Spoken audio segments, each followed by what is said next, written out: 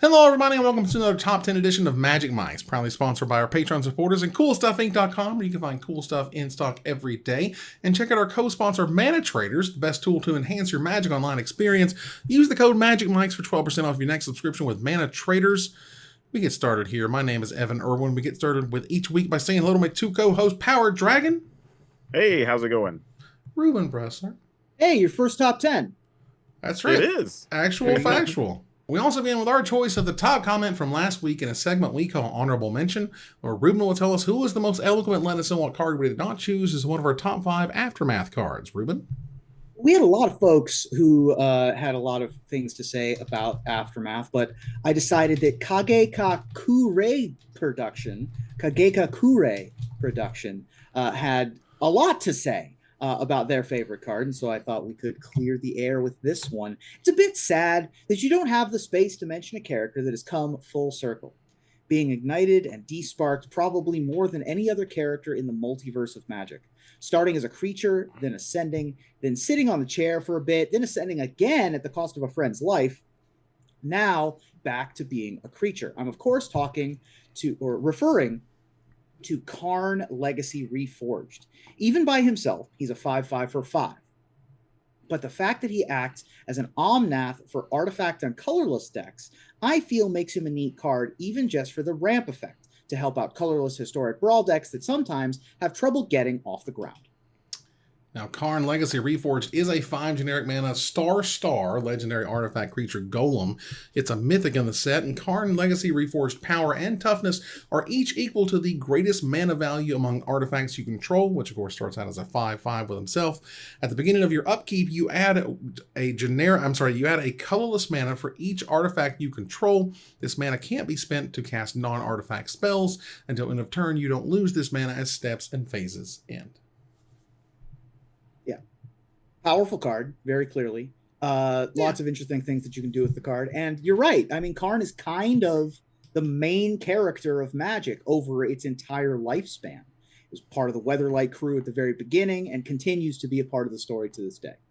I was just thinking, he's also part of the problem, right? Wasn't he part of the reason that we had like the oil that came over the first time and with the whole thing with the Phyrexians? So like, yeah, well, he made the world, right, and the oil seeped in or something, and then Venser had to give up his spark and stuff, and Karn's been through like a lot. He's part of the legacy weapon and stuff, right? Yeah, he went through a whole bunch of stuff, and this was an interesting design.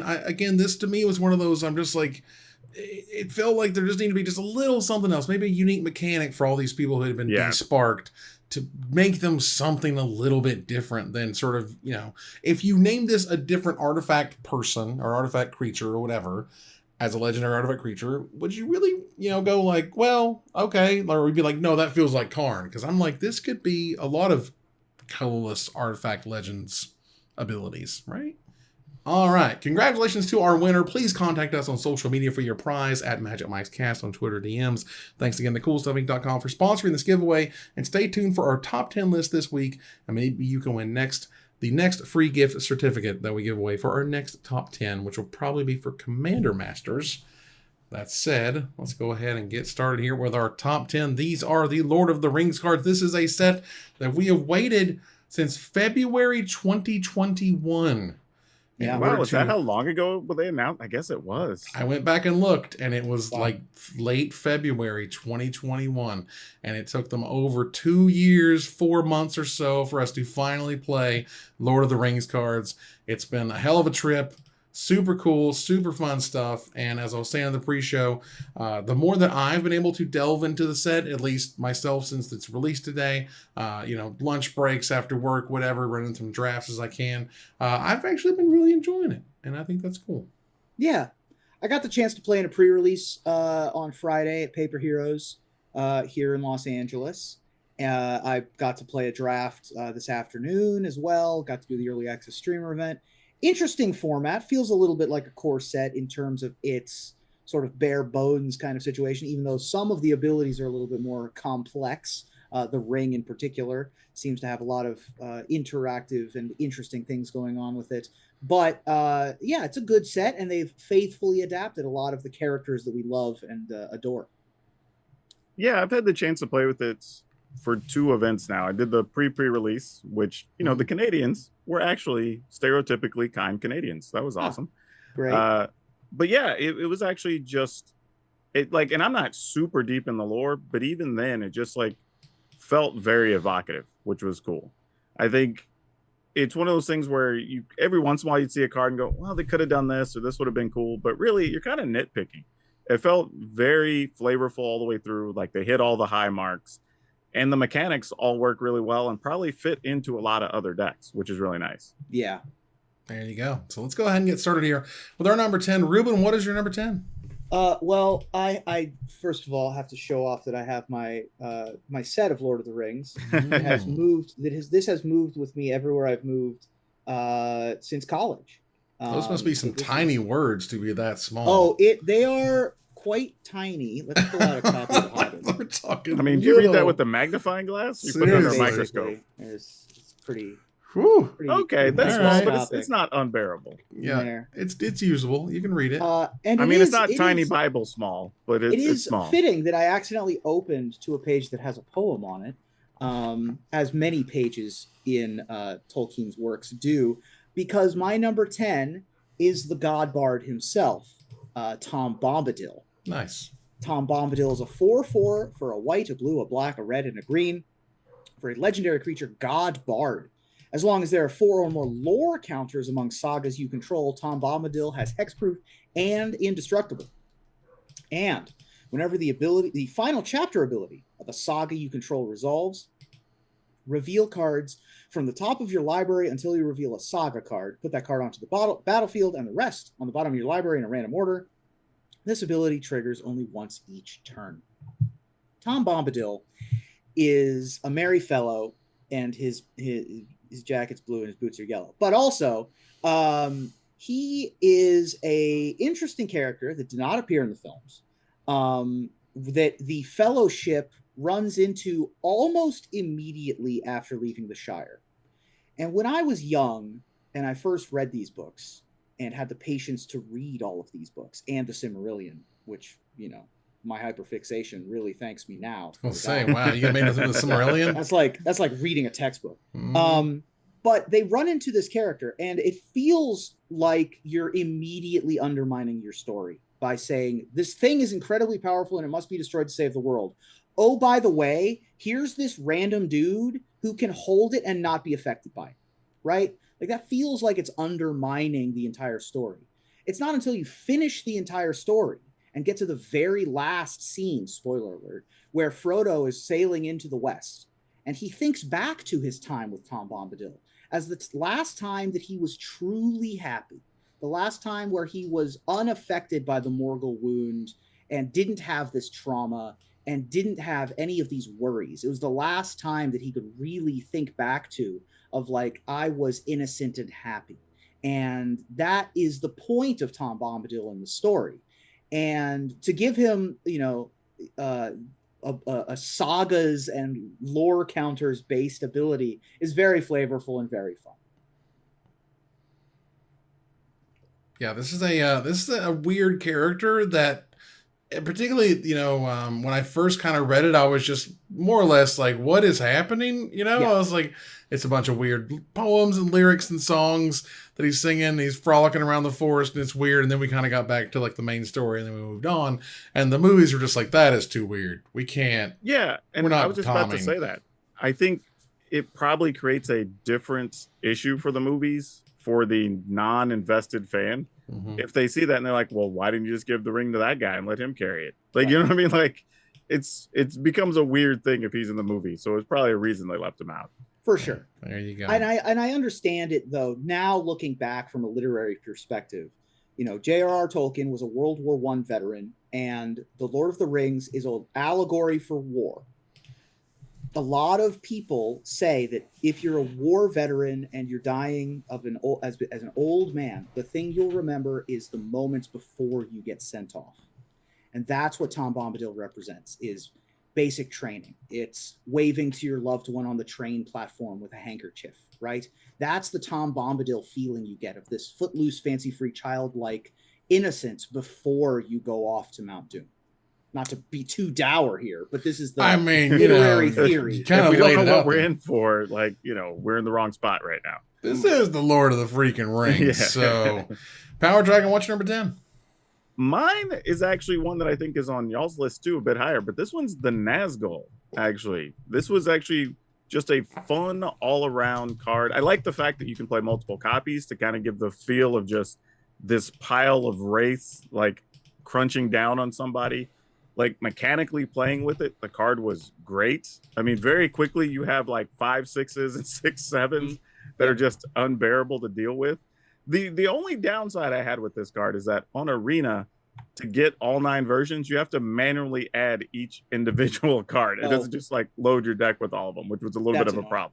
Yeah. Because I was like, wait, why don't I get all the copies? And then I saw somebody else playing with them. I went, oh, goodness, I see what I got to do now. So, yeah. But No, I was going to say, for those who aren't aware, the Nazgul is a black and new generic mana for a 1/2 uncommon Wraith Knight with Death Touch. When it enters the battlefield, the ring tempts you, which we'll get into that. Whenever the ring tempts you, you put a +1/+1 counter on each Wraith you control, and a deck can have up to 9 cards named the Nazgul. Yeah. And there's 9. So what number do you think that it is on my list? it's probably number 9. 4. It's number 9. It's number my 9. It's my number 9 on that. You'll see Ruben does this all the time. I will say this, though. One of the things that's interesting about the cards is that it actually gives bonuses to other wraiths, not just other Nazgul, which is pretty cool. But I went and looked, and we have like 10 total wraiths in Magic or something. Right. Like there's almost but none. if you have a limited deck with 2 of these or 3 of these, and then you have a commander deck with 9 of these, which, by the way, you could play 9 in your commander deck. Mm-hmm. The first one is a 2/3 because it pumps itself. The second one is a 3/4, and the first one becomes a 4/5. Yeah. So they're both Death Touch. That is huge. That's enormous. And you're already at chapter 2 of your ring. So they're very hard to keep to race. Yeah, it gets a little wild, and as of this recording, the prices are a little silly. We're talking $11+ per copy. Wow. Now, any card that you can run more than 4 copies of, or honestly, more than 1 copy of in a commander deck, is kind of going to be expensive by default. But this is honestly a little silly at the moment, I think. But it is.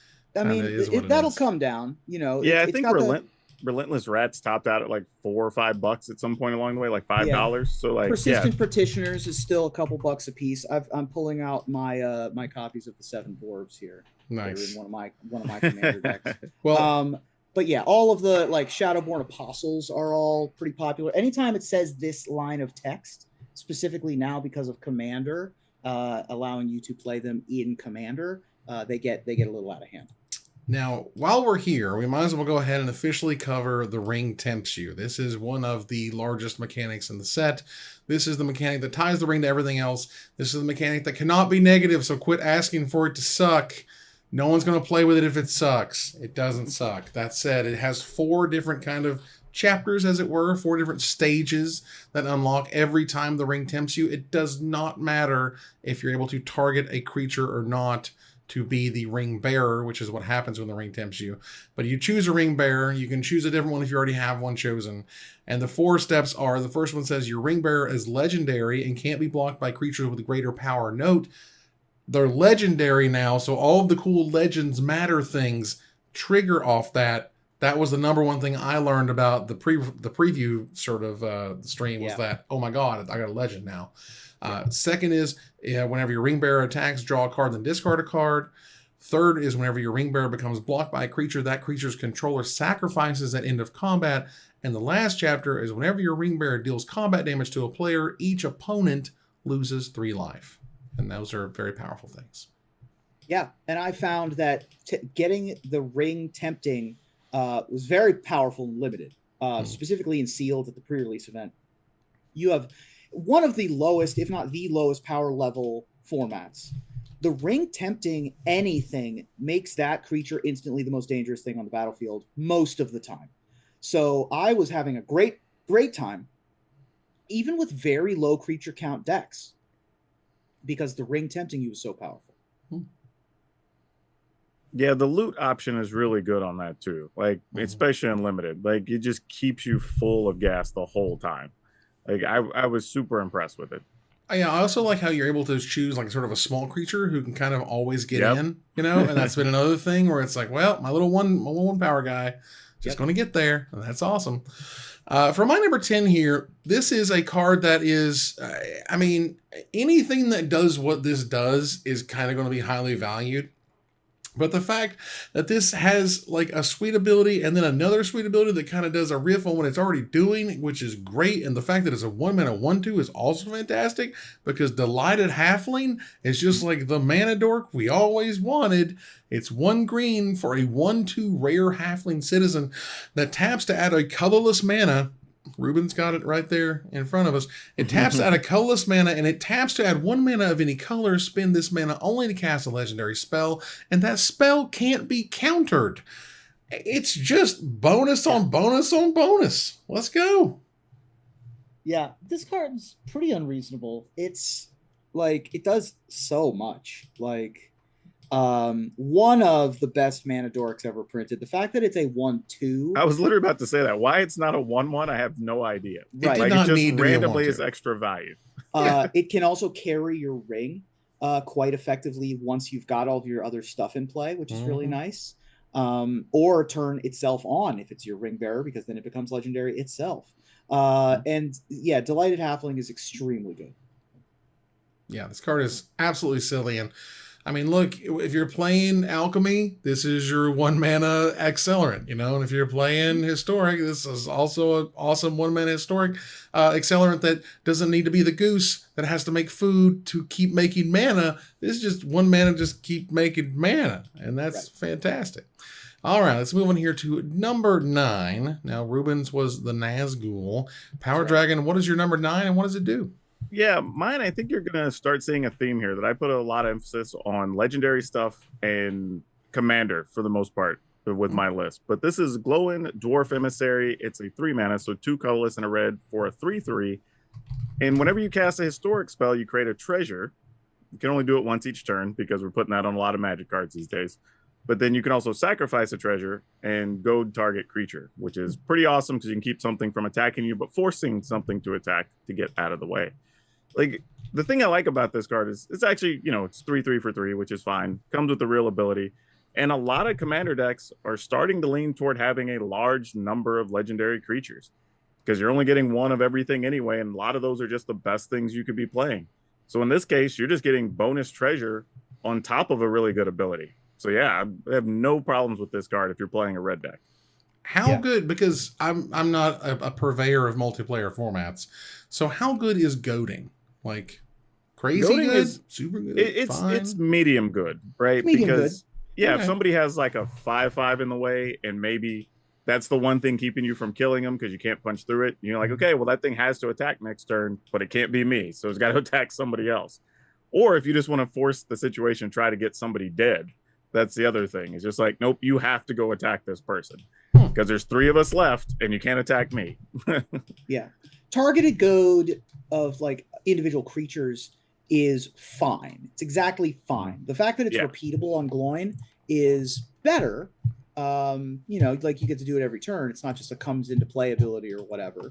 Being a 3/3 for 3 that already, creates its own food or its own gasoline to fund its own ability is nice.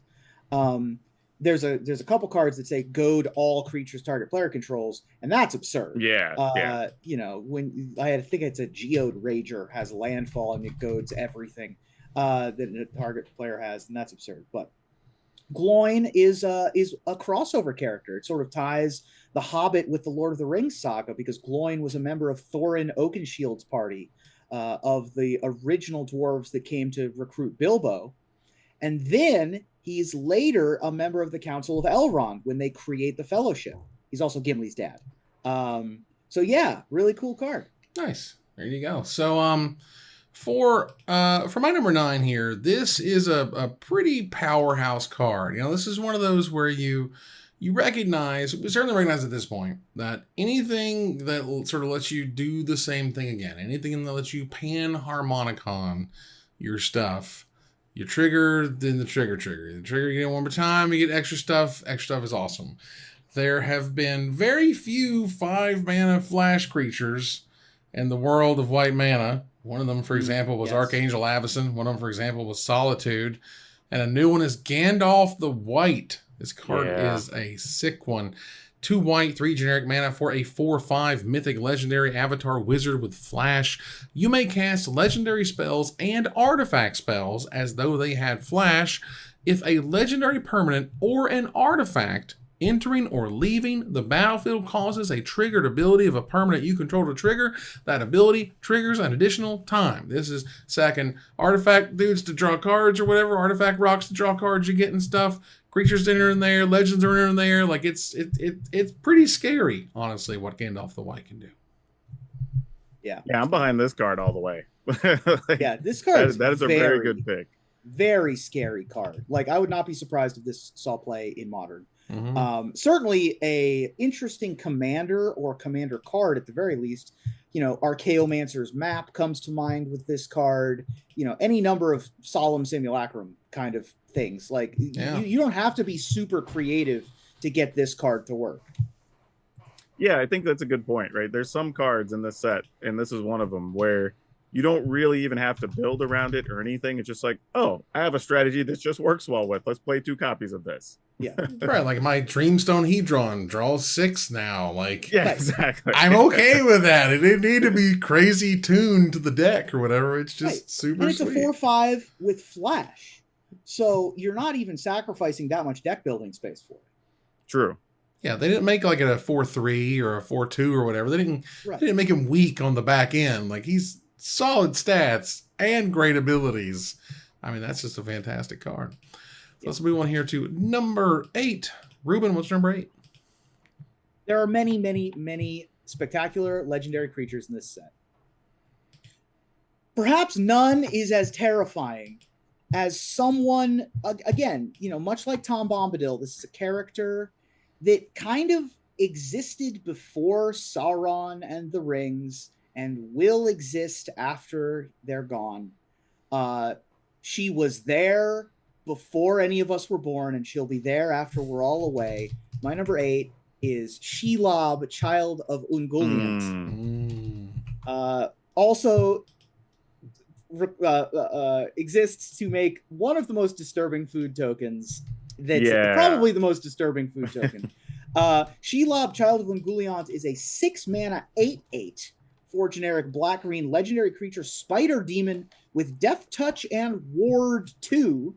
Other spiders you control have Death Touch and Ward 2. And whenever another creature dealt damage by this turn by a spider you control dies, create a token that's a copy of that creature, except that it's a food token with pay 2, tap, and sacrifice to gain 3 life, and it loses all other card types. So it keeps all of its activated and triggered abilities. It just sits back as a food token. 8/8 for 6. Death Touch Ward 2 is like already big and scary enough. It also gives that to all of your other spiders, which in Magic, most of your spiders aren't going to have Death Touch and Ward 2. Many of them will have Reach. Shelob obviously doesn't have Reach because she's in a cave. She doesn't need to go climbing a tree. And oh, by the way, all of this crazy value on the back end, taking all of your, if your Gandalf the White dies, I also have a Gandalf the White, for example. Fair. Except now it's a food token because he's dead now. Yeah, but I'll still trigger all of my death abilities. Yeah, I think the other thing about that card that's neat is there were a lot of people, I guess, were waiting for another spider card or a big legendary spider to add to their commander stuff. And you saw a bunch of things just start spiking in price because that card got previewed. Like even I think Arachnogenesis is like nearly $60 now. It went up like $25 in the matter of like 5 days or something. Yeah, so there's definitely some love for the spider right now. It's nice to see that they really put like 6-mana 8/8, like that's well above rate. The fact that this card is just an absolute beating. I was playing against this card in limited, and I realized sort of to my horror, I cannot chump block it because if I chump block it, they just get food out of it, and then they're going to keep living, and I'm going to die. That's what Shelob does, is just just takes you to the end. Like, this is how it's over. Thanks. Scary card. Tell you. Power Dragon, what's your number 8 and what does it do? Yeah, this one, while it might be commandery, actually could be played in regular 60 card Magic, but Theoden, King of Rohan. 1 colorless red white for a 2/3 human noble, and whenever this card or another human enters the battlefield on your side, you can give something double strike. Ooh. Yeah, this one's real good. I mean, and the cool part about it is you can almost just turn your board into lethal in one move, right? Like you play this and one other thing, and you have maybe 2 or 3 power creatures that are double striking alongside something else. Like it also works on defense if you have any type of flash creatures. Like there's a lot you can do with this card. And it's not the biggest body for 3 mana, it's a 2/3, but giving stuff double strike becomes real problematic real fast. Yeah. And I think that this could compare favorably to Mantis Rider in the humans deck. You know, Mantis Rider comes down and has haste and flying. So you're going to deal 3 damage with it pretty reliably on turn 3. But this is going to pump your Thalia's Lieutenant, for example, and attack for more damage over the course of the game on the ground. You know, I think that what you say is true about, you know, things like flash spells or Aether Vial putting things into play also really helps. There are lots of human tokens out there on things like Gather the Townsfolk that would really help this. I mean, it's a very scary card. Double Strike is a very scary ability. It's a very compact package. I don't think that you could have made this a 3/3. Yeah. No, and the other thing too I'll say is it makes combat very difficult for your opponents, right? Like they might be setting up a good block for turn 4 or 5, and it's just instantly done. Yep. Right now they have to redo everything. Yeah, I had the fortune of having 2 of this in my red-white aggro deck. Ooh. Card was an absolute beating. 2 things. 1, this thing has 3 toughness. I know there's just a mile of difference if this is a 2/2 or a 2/3. And the fact that it's a 2/3 is a whole thing. The fact that there is Rally at the Hornburg to let you make 2/1/1 white human soldier creature tokens with haste, by the way, so you can give them both double strike and swinging if you want to not put your Theoden in harm's way, like, and or give your other creatures double strike. Like, this thing is a house. This to me is like the culmination of Wizards. This is just like copying spells, right? Where they've learned that, like, you know, a little copy in here or a little double strike in there doesn't really hurt much, right? It's not a big deal to give double strike here and there. And this one is the freest in giving that out. And it's so easily repeatable. Like you just are doing what you're already doing, but every card gives an amazing bonus. Yeah. Oh, great. Awesome. You know, like, how do I deal with this is what you often say when you're playing against Theoden. Right. All right. And they needed to make, you know, the King of Rohan, the leader of the Riddermark, something really good to do. And this is a aggressive, powerful card that is good to take into battle. Yeah. This could have been a rare. Like, I would not have thought. This is not rare? It's uncommon. It's an uncommon. That's why I got 2 of them, because oh my god, I was surprised. It's unreal. Yeah, the card's great. It's unreal. I was like, this is an uncommon. This card is unreal. Holy crap. Yeah, and to me, this is like, okay, it's an uncommon. It would be a 2/2 because of uncommon, but no, it's 2/3 because power. Right. So let's go. All right, let's move on here to my number 8, which is a super fun one, and I got the good fortune of getting this one in draft a little bit, which was Minas Tirith, a fantastic legendary land. It is a rare legendary land that enters the battlefield tapped unless you control a legendary creature. Again, the ring tempts you, gives you a legendary creature, which makes this come into play untapped. Again, something I didn't notice. But you tap to add a white mana or a white and generic mana tap, you draw a card, activate only if you attack with 2 or more creatures this turn. Super easy to get that trigger. Super easy to be doing what you're already doing. You're aggressive. You're the white deck. You're tempting things with the ring. You've got your legends out. You're smacking, you're drawing cards. It's doing all the things you want to do.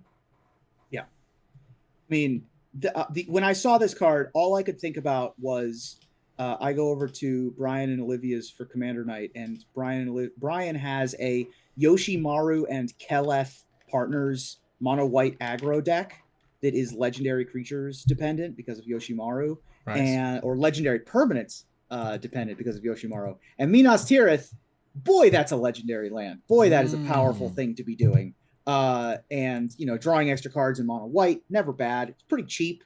There's lots of little tiny mono white cards that you can make this thing work with. There's a deck in Modern that's mono white legends that has Urza's Ruinous Blast at the top end and uses things like Mox Amber.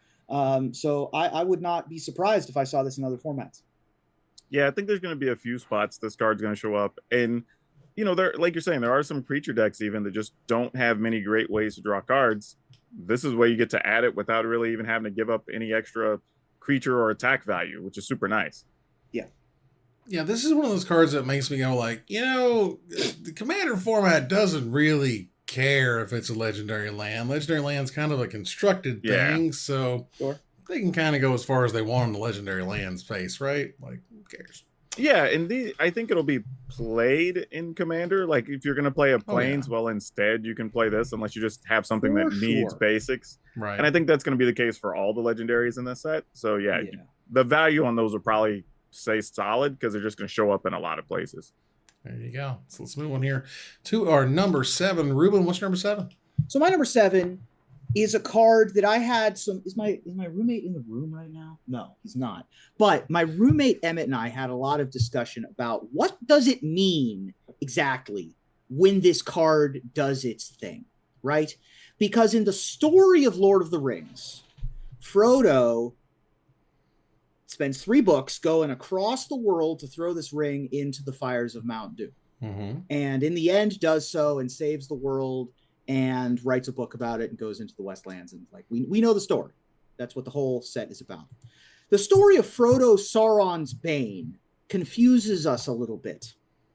Frodo Sauron's Bane is a 1/2 for 1 white mana, legendary creature, Halfling Citizen, and it has 2 activated abilities.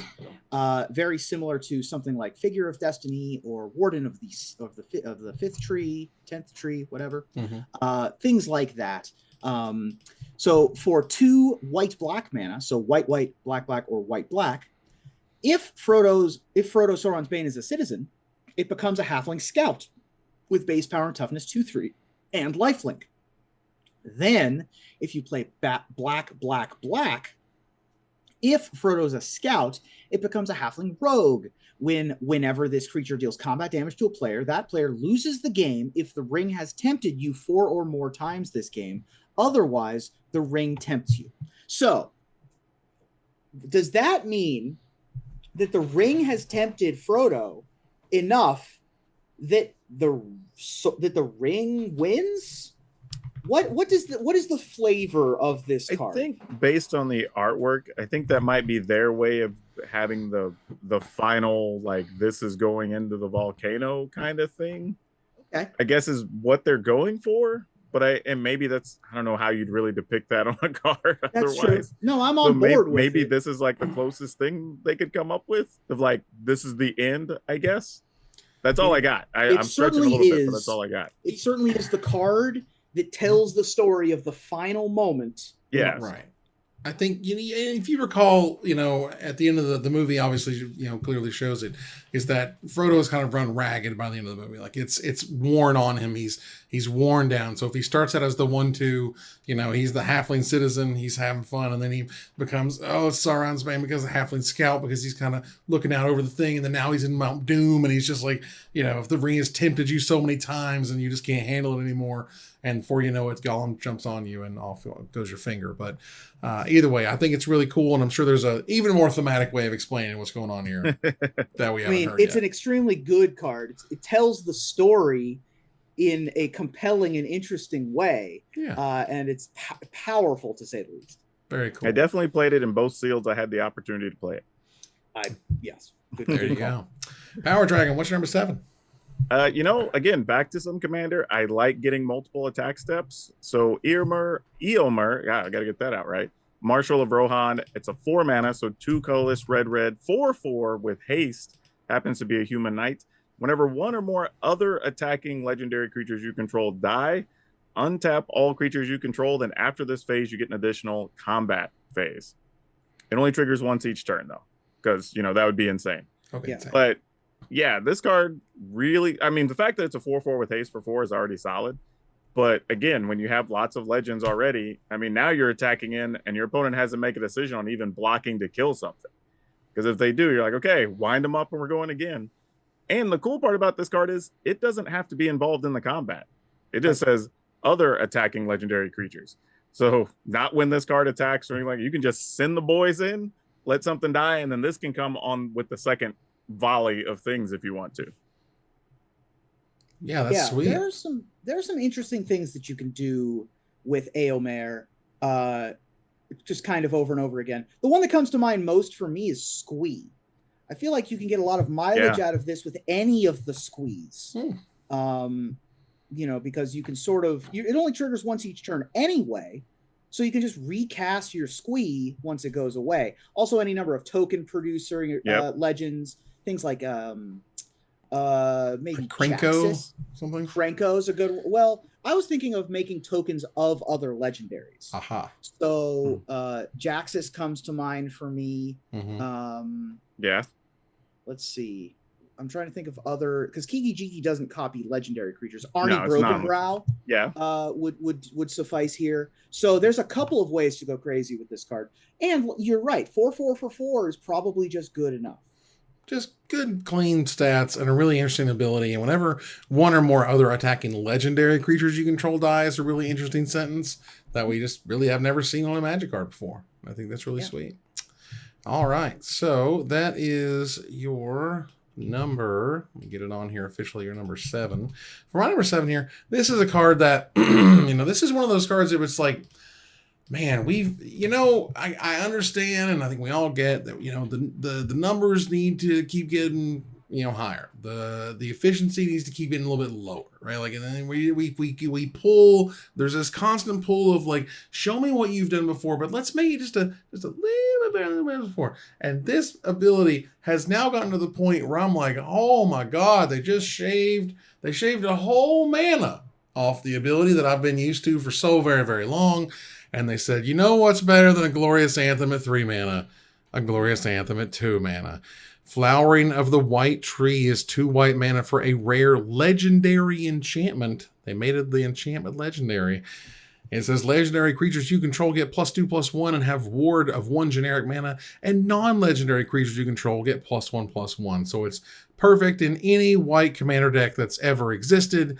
It makes your legends awesome. It makes your non-legends still sweet, and Glorious Anthem eats your heart out. Dude, I have to say, when I saw this card, I actually thought somebody at Wizards went, nobody wants to play Anthems anymore. And then it was kind of just like, how about now? Like, that's sort of what this feels like. Like, well, if it's only 2 mana and there's a bonus on top of it for your legendary stuff, like, you have to play this now, right? I mean, sick. Yeah, this card's insane. Like, this card is a playable card at 3 mana and a playable card if you took away one of the abilities. Like, that's a pretty insane Magic card for sure. Yeah, this card just has it on all the sides. Yeah, and smart move on that thing being legendary. Yeah, having multiples of this in play would be kind of miserable. So you can't copy this enchantment or copy this permanent or whatever. And it is kind of cool to have a legendary enchantment, which is nice. So I think that's neat. So let's move on here to our number 6. Ruben, what's number 6? My number 6 is my one and only legendary that's higher on somebody else's list. Oh, there you go. Power Dragon, what's number 6? Mine is Boromir, Warden of the Tower. It's a 2 colorless and a white for 3/3 vigilant human soldier. And whenever an opponent casts a spell, if no mana was spent to cast it, it counters that spell. And you can also sacrifice this card to give all your creatures indestructible, and the ring tempts you. So there's a lot of stuff there for 3 mana. Like, a 3/3 body with vigilance is already great. It turns off a ton of stuff in a lot of formats because people trying to play free spells or copy things or whatever. Like, it turns all that off. And then on top of it, you can just protect all of your creatures. I mean, really just a lot to like about this card as a whole. Yeah, this is a card with just all the good numbers. Yeah, and it's again, things you don't really have to even build around. It's just stuff your deck might just kind of want on a sizable body. Right. This is just a good enough 3/3 for 3 with 2 solid abilities. You couldn't really ask for much more. Yeah, I mean, this is a card that like can see play in Modern because the elementals exist, right? Like just by themselves, like just because the elementals exist and it's good on rate and it's still good if they're not playing elementals, you know, and it still gives your creatures indestructible and so on. It's still a sack effect to itself, which sometimes matters, like we just talked about. Yeah, like this card is super sick and blew me out in limited earlier today. I mean, it's protection from wraths, from 2 and 3 damage spells for your team, just like all kinds of stuff with this card. Yeah. Like the ring tempting you almost doesn't even matter on this card. It's just like an extra 4 words just tacked on at the end of the card. Yeah. Yeah, you are correct there. Now, you know, back in the day, and we're talking how far back in the day is it, Grandpa? Well, we're probably looking at what is 2007? Is that 16 years or so? Yeah. Casual 16 years. And, you know, we had a spell that came out that just kind of said, hold on a second. Just kind of said chill. Now, that was delay, right? But when you want to go back a little bit further, and then you want to see what is that stupid spell? Remand. Thank you. Remand existed, and Remand was a card that was not appreciated when it first came out. No one really recognized it. This is back in, you know, the 2007. You got to go all the way back to 2005. Right. When Ravnica City of Guilds showed up, and when it first showed up, no one was playing this card. And then all the Japanese players showed up at the Pro Tour with 4X Remand in all their decks, and everyone was like, wait a minute, is that Time Walk Draw card? And it turns out it's Time Walk Draw card. Now, one of the things that Remand says is counter target spell.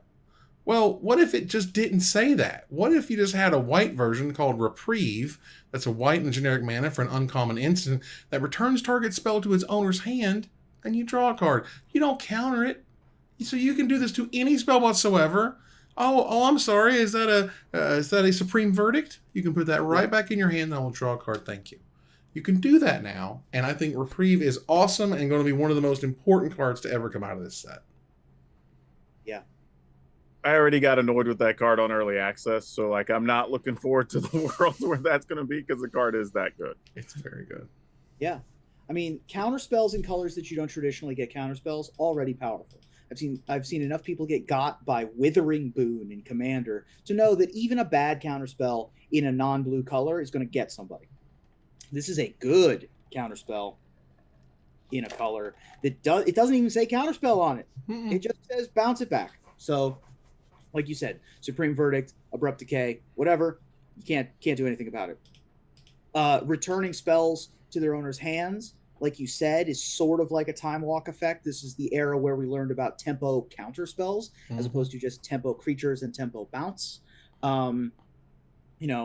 Delaying a spell for 3 turns only matters if there's another turn after that 4th turn.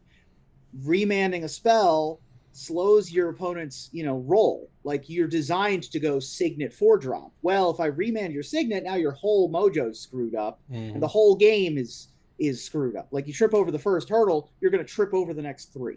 Reprieve is an excellent tool for a traditionally aggressive color. I would love to just see 4 Reprieve in just aggro white decks, just to be in there to screw people up. And it also, again, tells a story of a moment from the books that weren't in the movies. There's a really interesting chapter in Return of the King.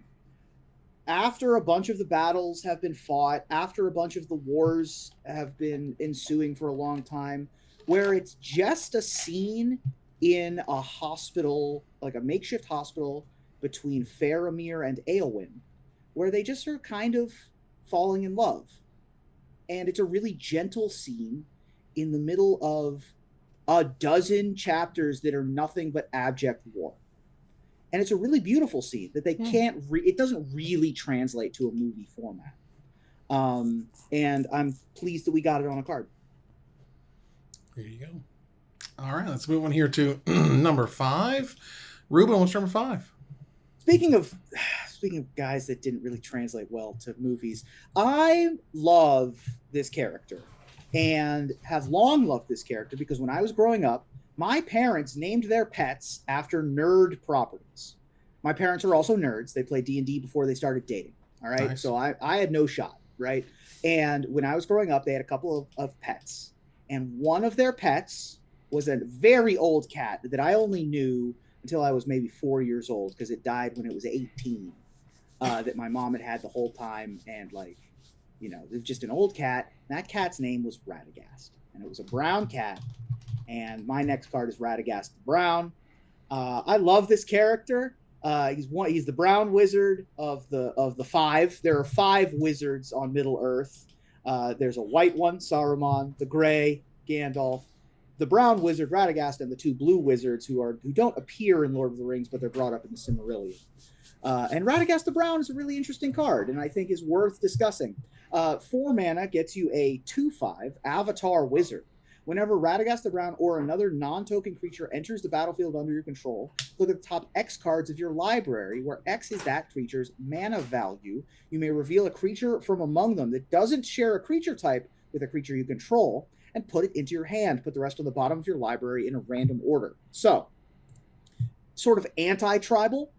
We've gotten cards that sort of play around with this, like Long List of Ents just came out, but also the Guardian Project. They sort of want you to diversify yourself. Volo Guide to Monsters is another one. So I really like Radagast. Yeah, I think that's just a fun build around type card too, right? Like it's just something different to do than, like you said, we only have a handful of those effects in Magic, but it feels like every 4 or 5 sets recently it's like, okay, well now maybe here's one more piece for this, and now maybe you can get closer. So it's kind of cool seeing this slowly come together each year. So there's somebody out there who's going to really love having this card for that mechanic, especially. Yeah, this is one of those cards that like it's not very expensive, and the deck you build is going to be kind of weird and unique, and it's probably not going to be the top of the CEDH pile or whatever. But it's probably going to be really fun and interesting and neat, and you're going to be able to have a lot of really cool interactions that you don't see anywhere else. Yeah, I'm way more impressed with people's super fun decks than I am like the tutor, cast, search, whatever decks. Right. Like those, whatever. We can all build those. Yeah, blah, blah, blah, infinite mana, Yeah. blah. Like, okay, thanks. Power Dragon, what's number 5? For me, number 5 is about doing the biggest, dumbest thing we can do. So we've got Last March of the Ents. It's an 8 mana, so 6 colorless green for sorcery. Can't be countered. I guess it could be returned to my hand, as we've talked about. But draw cards equal to the greatest toughness among creatures you control, and then put any number of creatures from your hand onto the battlefield. Like, this thing is awesome. Now, I will say, comparatively, a lot of decks already play Rishkar's Expertise, which is 6 mana, draw equal to the largest power, I believe, and then you can put up to a 5 mana spell into play. For 2 more mana, you just get to put everything into play, which is awesome. And it doesn't even have to be creatures you draw from this. It's just creatures in your hand. So if you had other stuff that you were just waiting on, or you were short on some mana for some big dumb thing or whatever, like you can just put 4 or 5 monsters down at one time and go crazy. Like, super big fan of this card. Like, this feels like the type of card that could just end games or just do big absurd things, and I'm always all for that. Yeah, I'm for any like 8 mana, do something really stupid, crazy, and green. To Isengard, with Doom we come. Yeah, with exactly. Doom we come. With Doom we come. Yeah.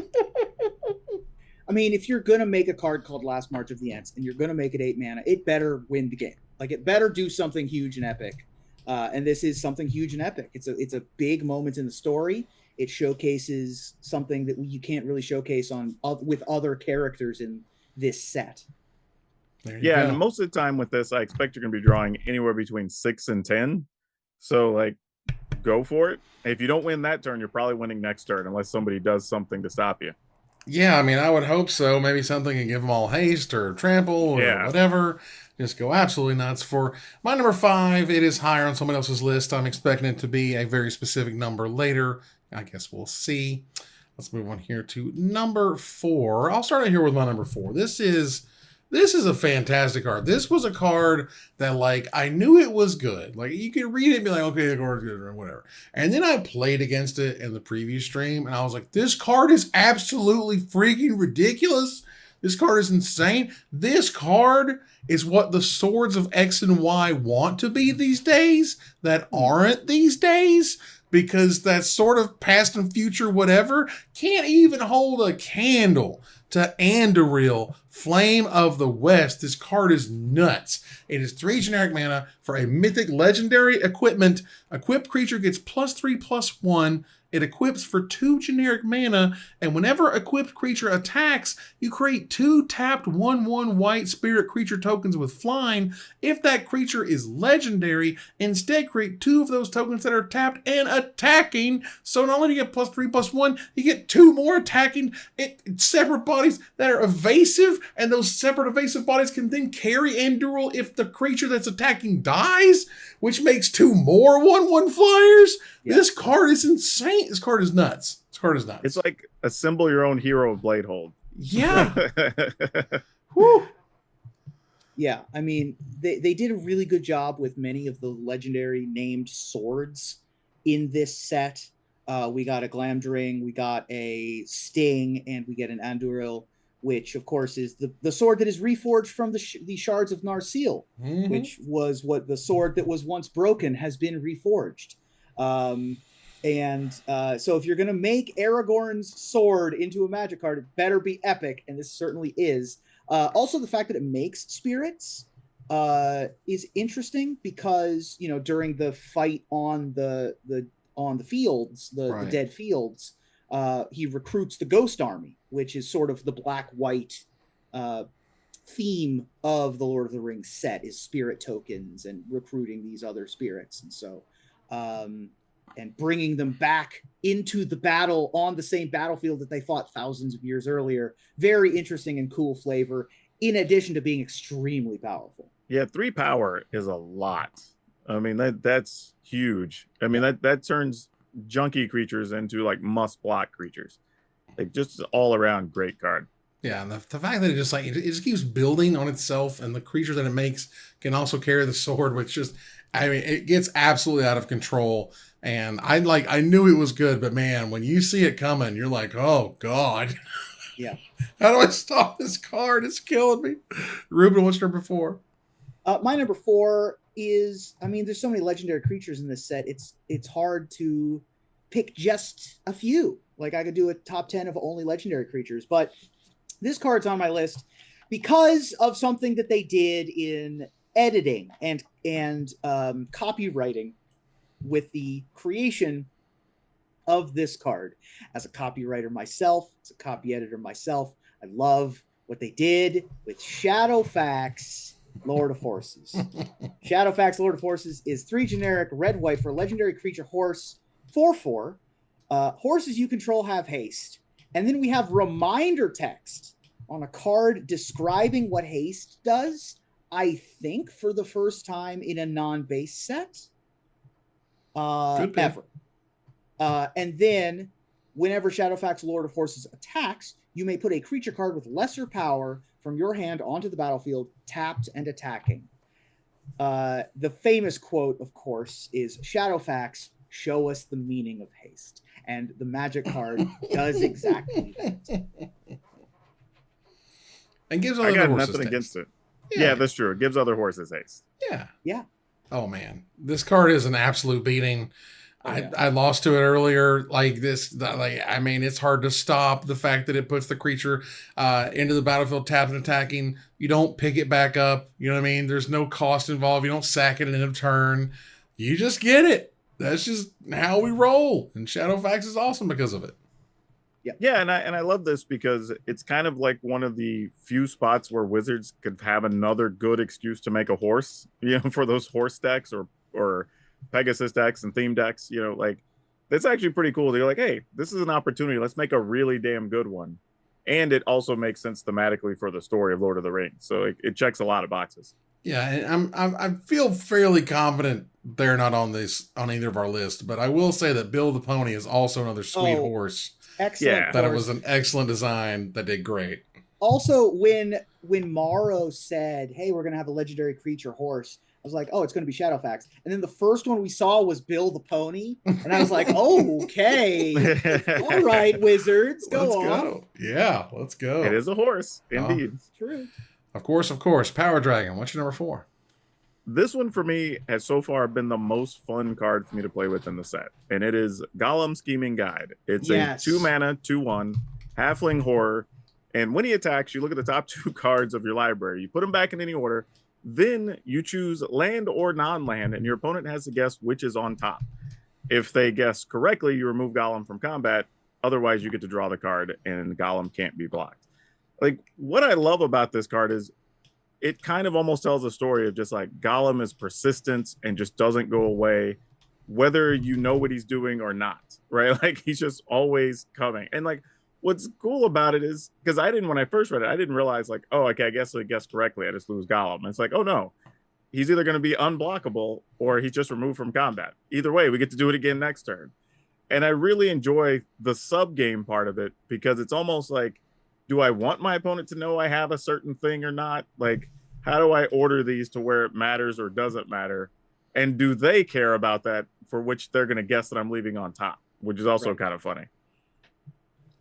Yeah, this card is like its own little weird mind game, which I think is dope, and is one of the cards that really kind of gets you thinking, well, what would Gollum do when he played a little weird game, with you in Magic? And this is what he would do. Well, this is kind of the riddle master Gollum, right? Mm-hmm. This is the what's in my pockets Gollum that we want. We've got the patient plotter, we've got the other kind of guys, but this is the only riddles in the dark Gollum we really get in the set, and it gives you that flavor. It's got some Goblin Guide vibes to it, honestly. Yeah. It's really, really powerful. Plus, it's a halfling, just in case you are doing your halfling synergies in your Frodo and Sam partners deck. Yeah, and I sort of felt like this would be a hard character to depict in the game, because like you can't really pull off riddles, because we've seen variations with sphinxes, and those don't really check that box. But this is a really cool way to do it. Yeah, this is brilliant, and I think this is 1 mana away. If this were 1 black mana, this would be, the Black Ragavan of the color pie. Yeah. This would be unstoppable. You'd see it everywhere. Even if it were a 1/1 or a 1/2, I think that even if it weren't a 2/1, I think that this could have a chance of being a very powerful legacy player. But the fact that it is 2 mana, it's not going to get there, unfortunately. Kind of knocks it back down. Because the gameplay around this card seems great. It does. Let's move on here to number 3. For my number 3, this is, again, there's seminal moments when it comes to counterspells, in Magic. There's Mental Misstep, which is kind of its own thing. There's Spell Snare, which was another big thing, and this showed up in 2006. There's an Offer You Can't Refuse, which showed up in Streets of New Capenna recently, which is another huge one. I'm just going to have a really cool promo for that upcoming soon. But not only is there reprieve in this set, there is another hugely, hugely impactful uncommon, and that is Stern Scolding. For 1 blue mana, 1 very magical mana. It is an uncommon instant that says counter target creature spell with power or toughness 2 or less. That's like most of Modern. And most of Legacy. And I was going to say, and most of Legacy. Yeah. Like, this is what those formats crave. It is the electrolytes of the older formats. What a reference. No, but this card, I think you're right. Like, in these older formats, like, this could end up being a staple card. Like, or at very least a quality sideboard card for a lot of those decks where you want to put 2 or 3 of them over there, because this just stops so many powerful things. Yeah. So the most popular creatures in Modern right now: Ragavan, Fury, Brazen Borrower, Murktide Regent, Shardless Agent, Grief, Dragon's Rage Channeler, Seasoned Pyromancer, Ledger Shredder, Archon of Cruelty. Some of those you're not countering. Some of those are getting reanimated, so you have no shot of countering them. But you're countering most of those, including Ragavan, which is far and away the most played creature in the format. And you're also countering things like Solitude and Stoneforge Mystic and Giver of Runes and all of that kind of stuff as well. So extremely good. And then in Legacy, you're also pinging off most things. You're getting rid of Delver of Secrets, and you're getting rid of anything else that you might want to get rid of. Yeah, this is a card that's going to see, I think, a lot of long-term appreciation, as it were. And also, just like Reprieve to me is very specifically not Lord of the Rings focused in terms of its name. It's not, it's not Gandalf's stern scolding. Right. It's just stern scolding. Even though the art and the flavor text are flavored, the name could go anywhere. Absolutely. Yeah. All right. So let's move on here to Ruben's number 3. What you got? From the ashes a fire shall be woken, a light from the shadows shall spring, renewed shall the blade that was broken, the crownless again shall be king. Those are the words that were spoken when the sword that you referenced earlier was forged anew. And forge anew is my number 3. Yeah, this card is going to make a new archetype around it in Modern. 2 generic and a white enchantment. Whenever Forge Anew enters the battlefield, return target equipment card from your graveyard to the battlefield. As long as it's your turn, you may activate equip abilities anytime you could cast an instant. You may pay 0 rather than pay the equip cost of the first equip ability you activate during each of your turns. So instead, this is Greasefang. That's what this card is. But instead of playing Parhelion Batterskull, Parhelion and Sky Sovereign, you're playing Batterskull and Cauldron Complete. Right? Yeah. You could theoretically play something like Argentum Armor or something like that as well, if you're trying to put creatures in your deck. But this, and it has a number of things that are better than Greasefang. It's not going to get bolted out of the world. It's not going to return the Parhelion to your hand like Greasefang does. So you can play a lot of the same, Faithless Looting kind of effects and just have Forge Anew kind of by itself. You don't need anything else to really enable it. Extremely potent potential for this card. I don't know if there is an equipment yet that is worth doing this for. Like Cauldron Complete's pretty good, but it's a 5/5, right? Argentum Armor is +6/+6, destroy a permanent. But there's nothing like a Blightsteel Colossus. Even Parhelion is pretty questionable when it comes to that's what we're really doing is we're making a 5/5 that makes 4/4s. But it might be good enough. Yeah, this is also like bonus Pure Steel Paladin, right? Yeah. Just being able to move equipment around for no cost. Like this might already have a home in a few different decks. Like this could be real strong. Yeah, the fact that you can move things around at instant speed, 0 or second for 0 colon the first time that you do it. The fact again it's named not Frodo's Forging Anew or whatever. This is definitely made to be reprinted in other sets, and can very well be its own archetype. And now every equipment made from here on out is can it go into the Forge Anew deck? We'll see. Yeah, I mean Hammer Time being able to move the hammer at instant speed in combat is kind of gross. Not terrible in that deck either. Probably a sideboard card in Hammer Time, right? Like if your opponent has a way to deal with the hammer the first time around or something like that, this gets back the hammer and then equips it, which is super nice for sure. Yes, it does. All right, Power Dragon, what's number 3? All right, this is probably arguably the quirkiest card I have on my list, but is Fires of Mount Doom. It's 2 colorless and a red, legendary enchantment. When it enters the battlefield, you can deal 2 damage to a creature, and if it happens to be equipped, you destroy the equipment attached to it. And you can pay 3, exile the top card of your library. You can play that card this turn, and when you cast a card that way, you deal 2 damage to each player. Like, I really like this card in big mana commander decks because I think it gives you options of how to control the board. It opens up some doors for some political play if somebody's low on life, and it just digs you deeper to find things you're looking for. I like a lot of what this card can do.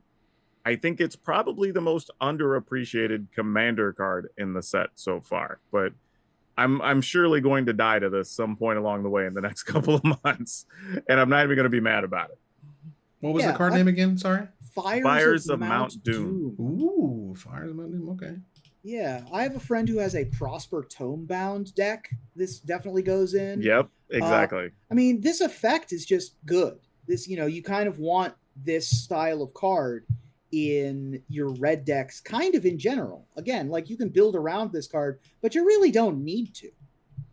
Yeah, and you can just play it as a thing to just have a good way to dig for cards. Like those mid to late stages where you have 7 or 8 mana sitting there, you've emptied your hand. It's just like, okay, cool. Can we just find something else that we can play? And then you just get bonus damage on top of it. And it's to each player, which is also cool. Which is nice. And I appreciate, Wizards really has sort of clung on to the fact that, well, how can red draw cards? Well, they can't. But what they can do is kind of show you cards they could play, but if they can't play them, they lose them. And that's very thematic and interesting and a really cool way to show how red can do things very uniquely. So that's pretty neat. Let's move here to our number 2. Ruben, what's number 2? Well, The Lord of the Rings is a great book series. Each book is individually great. But in the Lord of the Rings book series, there is a book that is written. And it is called There and Back Again, A Hobbit's Tale. And the card that they made for There and Back Again telling the Hobbit's Tale is quite good and quite interesting. 3 generic and a red gets you an enchantment saga. Chapter 1 is up to 1 target creature can't block for as long as you control There and Back Again. The ring tempts you, telling, of course, the story of the early part of The Hobbit when Bilbo finds the ring for the very first time. Chapter 2, search your library for a mountain and put it onto the battlefield, then shuffle. Does not put it onto the battlefield tapped. You probably don't need to ramp once you're up to 5, but this puts you from 5 to 7 and goes and gets you the Lonely Mountain. It can be any mountain, not just a basic. And then chapter 3 creates Smaug, a legendary 6/6 red dragon token with flying, haste, and when this creature dies, create 14 treasure tokens. That is a very specific number. That is that is the number of people who went to the mountain there and back again. 12 dwarves, Gandalf, and Bilbo. And so when the creature dies, you make 14 tokens. Perhaps you have a Mirkwood Bats in play. Maybe you want to deal 28 damage. I don't know your life. But 14 is a lot of tokens when this creature dies. Plus, it's also a 6/6 flying haste. That's nothing to sneeze at. Yeah, this card's just silly. I mean, and in limited, it was actually pretty cool because you just lock down a creature effectively for a couple turns, and then you just get a big old flyer, right? Like, there's no real downside to this card. It's actually really, really cool. And then just like you said, because you can get so much treasure, it definitely combos with several different cards.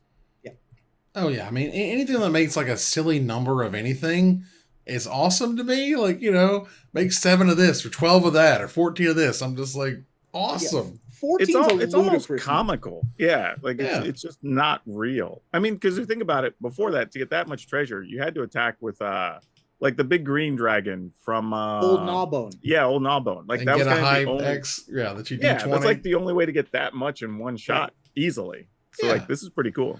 Yeah, it's super cool. This to me, like, it just reminded me of this sort of comical, like hold on, and you pull out your box, and you're just like 1, 2, 3. Yeah, exactly. 5, 6, just let all the treasure out. It's like, well, you made me do it. Sorry, you killed my Smaug. Yeah. All right, Power Dragon. What's number 2? Mine is a land, and it's the only land that made my list, I think. But Great Hall of the Citadel. It's a land. It's a common, actually, and it taps for a colorless, or you can pay 1 colorless and tap it to add 2 mana of any combination, but you use that to play legendary spells. And this kind of comes back to where I opened with the list of seeing so many decks being focused on legends these days, and there's so many different quality legends that care about other legends, that this is easily the type of card that can just fill into a lot of these lists just as a smooth mana fixer and solve so many problems. This card is kind of the glue that holds this format together, honestly. Like, 5 color is really easy to do in this format. 2 colors splashing a third is quite easy to do in this format. I have a draft on Arena right now that's a 2 color deck that splashes for 1 legendary creature. The fixing in the set that allows you to play those big, powerful storybook legends is important. And the fact that this land is legendary, absolutely huge. And you can sort of get those hard mana requirements on Tom Bombadil or on 4 color Aragorn, or the triple mana requirement Sauron. those heavy mana requirement legends that you have that you want to splash, right? You want to have these, 3 colorless blue cards in your deck, even if you're playing 4 colors, and this really lets you do it. Yeah, and I think the fact that it's common says like Wizards kind of knew that, right? Yeah. Because this very easily could have been an uncommon, and I don't think anybody would have been bothered by that. But it makes a lot of sense to have it in the common slot for sure.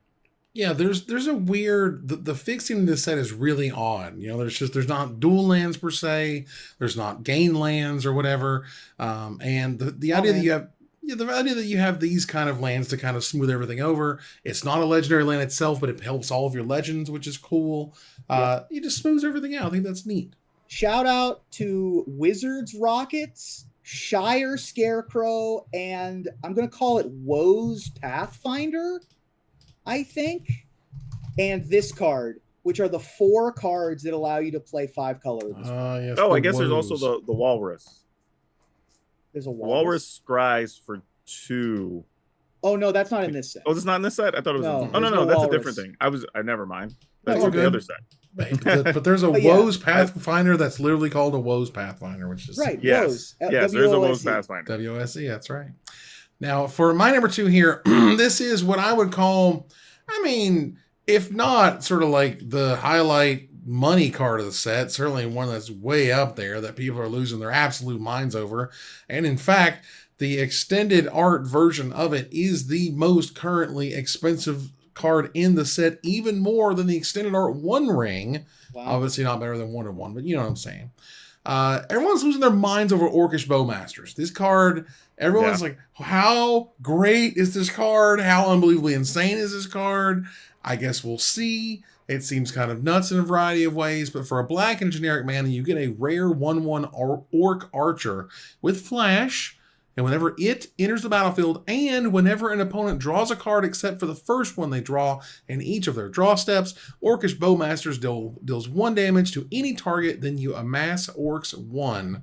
So you make your army bigger, you ping whatever you want. If they decide to go nuts and play a Time Twister-esque effect, an Ancestral Recall-esque effect, you just go completely hog wild and kill everything you want, basically. Yep. This is my number 6. This was the higher that was on my list. Nice. This card has already finished in first place in Legacy Leagues. I would not be surprised to see it in every format in which it's legal. 2 mana flash, Hate Bear. Basically, that makes another body and deals damage. This card compares favorably, in my opinion, to Voice of Resurgence, which was a powerhouse for a very long time. I could see this card not only in Maverick anti-control style shells, but control shells itself. Like, this is the kind of thing that you want to leave up counterspell mana, your opponent doesn't do anything, and then you play this. Or play this in response to a Brainstorm, or a Jace trigger, or whatever, what have you. Yeah, it's also weird. This card already is so strong that it has an ETB trigger. Like, I'm not even sure why that was necessary, but it just does. But I think in the Commander sphere, the concern people are having is that, if somebody decides they want to Wheel of Fortune, well, this just comes in. It's like, well, okay, that's 7 times 3, or here we go. Right? And my army is how big? And exactly, everything's dying, or somebody is dying pretty much every time one of those types of effects goes off. And that's if there's only one on the battlefield. Like, if 2 people happen to have them, then it's straight chaos. And you split the damage however you want, wherever you want. Each one's an individual trigger. Any target whatsoever, Planeswalker, face, whatever, their commander, go nuts. This is one of those cards that I'm just like, whenever I see a card like this, whenever I see a reaction like this, I always go, I hope they know what they're doing. Because, I want cards that are excited and fun and, oh my God, what are we going to do now? And I think you want them to be like, good, but not, this is the format and everything's Orcish Bowmasters from here until, forever. And, I will say, previously we had like the Vorinclex that, kept your opponent from getting counters, you get doubles. We had Mother of Machines was a big concern a few months back, and that did nothing. The difference here, I think, is that this is much cheaper. It only costs 2, and it happens to have Flash. So like those two things, I think, bring it up a level, and something we're really going to have to keep eyes on what does it do to each format. Nice. Let's move on here to our number one, Power Dragon. What is your number one? Man, for me, it was easy. And actually, I just found out this card is not even in the actual set. It's in the starter set, apparently, which is why I don't know anybody who had one yet, as it turns out. But Aragorn and Arwen Wed. It's a four colorless green-white, so 6 mana for 3/6 human elf noble, so a lot of creature types there with vigilance. When it enters the battlefield or attacks, you put a +1/+1 on each creature you control and gain life for each creature you control. Like, this thing, super good. It fits into a lot of decks already. If you have anything that cares about going wide, anything that cares about +1/+1s, any bonuses for gaining life, like, you get all of these out of one card, and it has vigilance. It's a 6 toughness, so it's hard to deal with in that regard. Like, just does a lot of really cool things, and I expect this card will definitely be a mainstay for a lot of commander decks. Yeah, absolutely. There's a card called Camaraderie that has this casting cost and kind of does what this does, except for that this also has a 3/6 attached to it, which is and you can do it every single time. Right, and then you just do it forever. Yeah, very powerful card. It's exactly what you want to be doing in +1/+1 counters matters decks. If you have a Falco Spara deck that can remove those counters, that's a good one. Them, then that's going to be useful as well. I mean, there's lots of great things to say about this card. Yeah, this is the exact type of card that, and you're in the green white deck, and you're going wide, and you're making tokens, and you're making creatures, and then finally you slap down Aragorn and Arwen Wed, and everything gets huge, and you gain a whole bunch of life, and you're way back into the game all of a sudden, and whatever else they were doing, you're like, sure, whatever. Now my army is huge, and I have a giant commander that you have a hard time dealing with. Right. That's good, clean living. Right there. I have a Rift the Awakener deck, and I'm just picturing attacking, connecting, making like 10 or 12 tokens, and then playing this the turn after and gaining all the life. Like, it's gonna be so much fun. They finally killed the Rift. Oh, they didn't know that the real danger exactly was the tokens he made. Nice. Well, I'll let Ruben finish this out here, so I'll go ahead and talk about my number one here. This is a card. This was the number one card that I was surprised by in the preview stream. This card is a house. This card is insane. I'm going to go ahead and throw down that gauntlet and say that 5 years from now, 10 years from now, this will be one of the most expensive cards out of the set. This card is absolutely bananas. It took me playing against it one time, and I said, wait. What does that card do? And I read it, and I read it again, and I lost the game because Witch King of Angmar is absolutely, it's nuts. This card is bananas. This card is 2 black, 3 generic mana for a 5/3 mythic legendary Wraith Noble with flying. Whenever one or more creatures deal combat damage to you, each opponent sacrifices a creature that dealt combat damage to you this turn, and the ring tempts you. That is a no mercy attached to a ring tempts you trigger perpetually. And it's not even that. Like, they have to sacrifice the creature. It doesn't destroy the creature. Like, it doesn't even, get those. Okay. But it also says discard a card, there's no mana involved here. Yeah. Discard a card, it gains indestructible until end of turn, and you tap it. This thing is a house. It's already getting up there in price a little bit now, but I'm telling you, I've seen what No Mercy can do on a long enough timeline. This is going to be incredibly difficult to reprint. And when the reprinting runs out and what looks to be around the end of 2024, watch this thing just go up and up and up and up and up. And we'll talk in 10 years when this thing is $1 million. Yeah. I have this in my Arena deck right now. I have a limited deck on Arena. I have played it once. My opponent immediately conceded. I didn't go to my end step. Nope. I didn't go to my attack step. Nope. My opponent conceded to the Witch King of Angmar. And as well they should. This card is incredibly powerful, and for an incredibly powerful character within the story. They do that thing where they like highlight it, and there's like a pause where you can tell they're reading it and contemplating life. Yep. And then concede. You see that little light out the frame where they clicked on it and okay, they're reading it now, and their head blows up, and you're like, okay, that's what this card does. Yeah. Though, Evan, you bring up a good point though, because I was telling somebody this last week that there's going to be a lot of cards in the set that I think are going to be good, especially for Commander. That this set is going to be hard to reprint a lot of these cards. Oh yeah. I don't even know if they can legally, unless they've written it somehow magically into the agreement or whatever, to be able to do that, you know, with the next, whatever you want to call it, Commander Masters or whatever, 4 years from now or something. Right. So there could be a lot of cards like that in the set that might be $3 to $5 now that could easily be $15 and $25 cards. Sure. You know, in the matter of 2 to 3 years. Yeah, when they didn't print No Mercy for God knows how long, that card got to $40-$50 because they just didn't. And that was, and they could reprint that. They were all within their rights to do so. Like they've already kind of said, like, well, you know, we'll figure it out. They'll probably have to do some sort of universes within thing and have a little asterisk so you can't run 8 Witch Kings or whatever. But, you know, it's like the Street Fighter stuff, you know, you get the in-universes or you get the Street Fighter but version. we've never done that with an actual full set yet. Right. You know, this is the first time. Before, it's been 6 to 8 cards or whatever. Right. But I don't know how they would even pick and choose to do it with this. This is going to be very interesting. Yeah. Normally it's how popular a card is, a.k.a. how expensive it is. There's going to be a lot of them. Yes, there are. Ruben, what is your number 1 and by elimination, my number 5?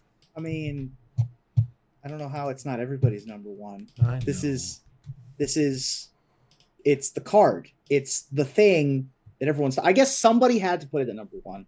I was going to put it at number 1. It's the card that all of the news outlets are writing about. So it's the card that is the headline of the set. It's the card that is doing the thing that Magic has never done with any set before, which is make a serialized 1-of-1 card. What is my number 1?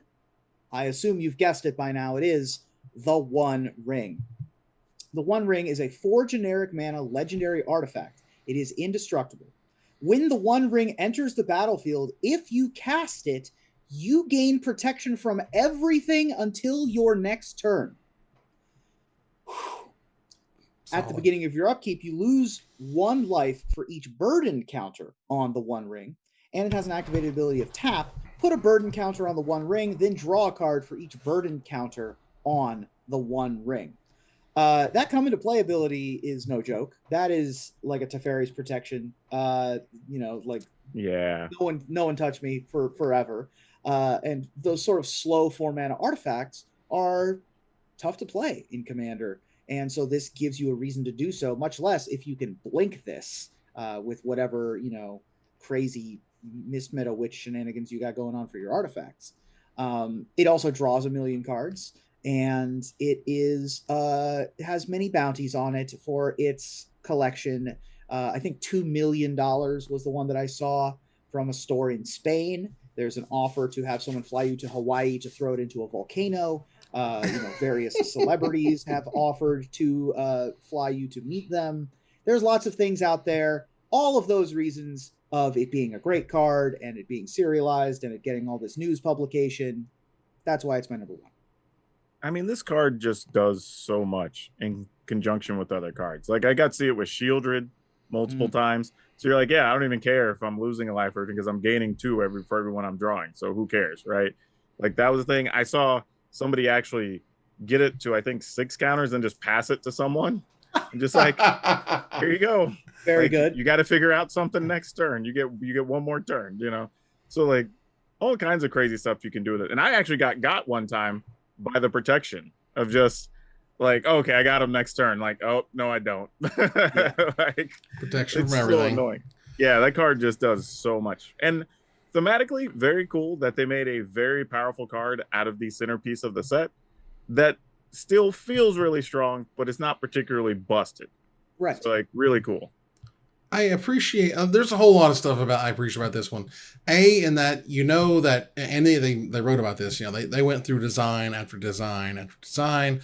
You didn't necessarily just want it to like turn you invisible, even though there's like Bilbo's ring in the set, which kind of already gives you that flavor, which is nice. They didn't kind of skip on it. They just put it somewhere else. Yeah. But the One Ring is big, it's important, it's huge, it's impactful. You know, if you can blink it, you can get the burden counters off it and reset those, which is cool. It's great and limited. It's great and constructed. I mean, as it should be. It feels incredibly powerful, and it feels like something that you have to deal with for the rest of the game one way or another. And that's what the One Ring should do. It should take over that game and go, damn, I got to deal with that right there before I can win this game, more than likely. Otherwise, it's going to take over the game. Yep.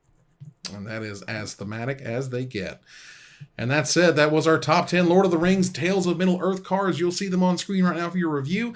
Take a look at my list, Power Dragon's list, Ruben's top 10, and we want to hear from you about what card we did not talk about. And we'll select our favorite and win $50 worth of anything at CoolStuffInc.com. But before we go, I thank my co-host. Thank you, Power Dragon. Hey, it's good to be here as always. Thank you, Ruben. And thanks for joining us in the top 10. We might keep you. Why shouldn't we keep it? And we're going to move on here to our final slide. I want to thank our sponsor, CoolStuffInc.com, our co-sponsor, ManaTraders.com, my co-host, Power Dragon, Ruben Bressler. You guys for watching and listening. I hope you support us at Patreon.com/MagicMikes. Follow, like, tweet, favorite, share, subscribe to everything social that tells people we exist. Catch us online at Twitch.tv at Magic Mikes, on Twitter at Magic Mikes Cast, our Magic Mikes subreddit, and like the Magic Mikes page on Facebook. But join us here next week, same time, same place, for another episode of Magic Mikes. Good night, everybody.